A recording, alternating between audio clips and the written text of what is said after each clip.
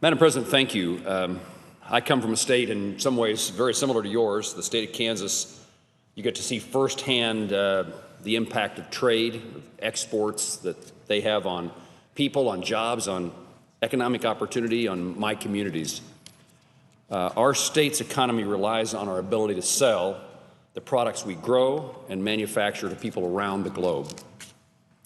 Strengthening our trade relationships and expanding market access for exports abroad creates a greater opportunity for Kansans today and those who follow us.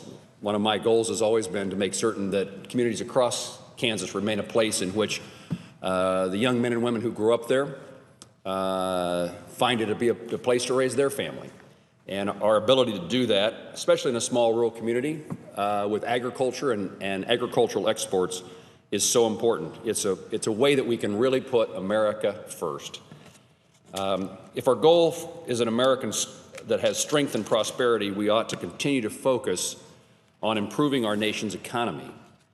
It's one of the things that I appreciate. We seem to be focused in such a significant way on our ability to grow an economy, and I think we're poised for much greater things economically. And by that, I mean economics may sound like just one of those words, but what that means is more jobs, better jobs, more secure jobs, jobs for our children that maybe they can pay back their student loans. This country desperately needs the jobs in communities across Kansas and around the country, and it's really what we call the American dream. Trade, including our ability to sell the food and fiber that we grow in our state, is a key part that drives our economy forward. Almost half of the wheat grown in Kansas is exported to foreign markets. What that means is if you weren't doing that, nearly half of the acres planted in our state would be idle.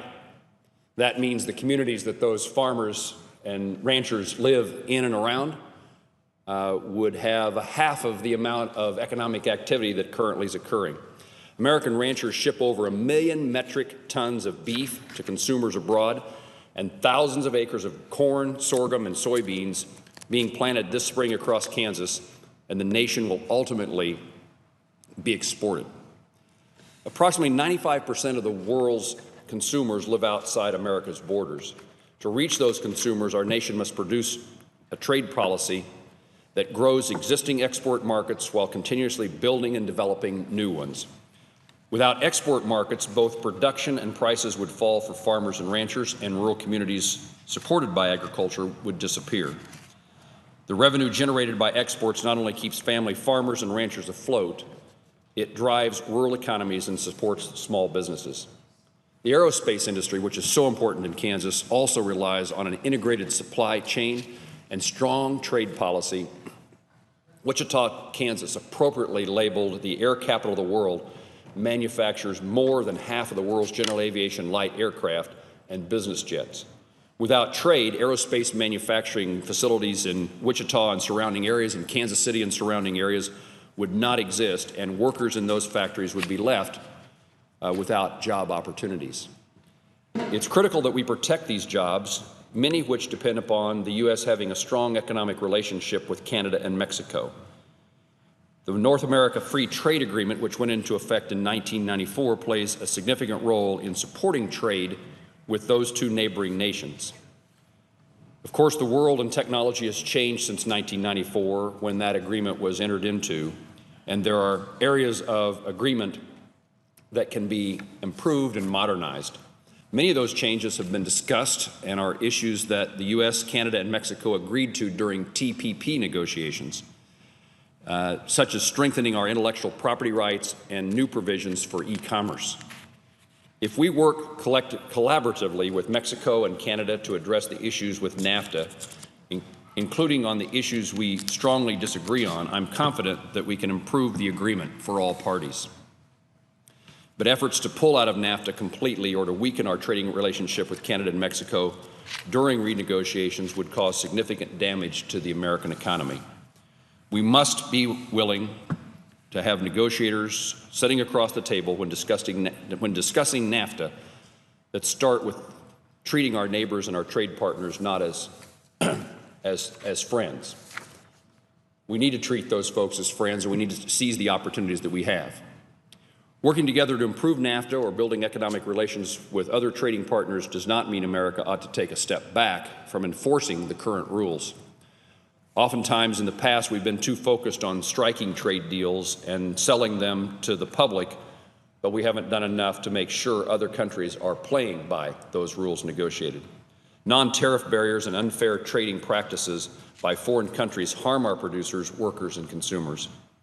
We must continue to make certain American producers are competing on a level playing field in a global market, and that our jobs and wages are not being undermined by other countries' efforts to distort trade policies and trade agreements.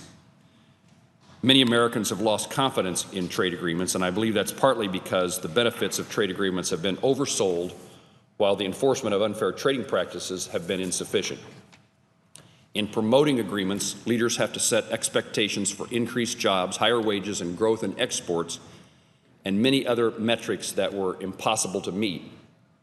When these exaggerated promises did not come to fruition, many people lost confidence in those trade agreements. America should strengthen our commitment to holding other countries accountable in order to inspire greater confidence from the American public in our nation's ability to reach a trade agreement that benefits us all. Weakening our trade relations will cause Kansans to lose jobs. Farmers and ranchers will no longer be able to pursue their careers and lifestyle. But with strong leadership and smart negotiating, I'm convinced America can improve our trade relationships in a world and continue to build on the economic successes that we have today. A robust U.S. economy that provides market opportunities for farmers, ranchers, and manufacturers, and job prospects for workers is a central pillar of America's strength and well-being. Strong trade relationships, particularly with Canada and Mexico, are primary drivers of our nation's economy. We must protect those relationships and be careful as we consider changes in our approach to trade to be certain that Americans continue to benefit from the economic opportunities that have created by a strong trade policy. But, Madam President, our relationships with Mexico and Canada are important and in many ways determine the economic future of the people of my state at home. Madam President, I yield the floor and notice, before I do that, I notice the absence of a quorum.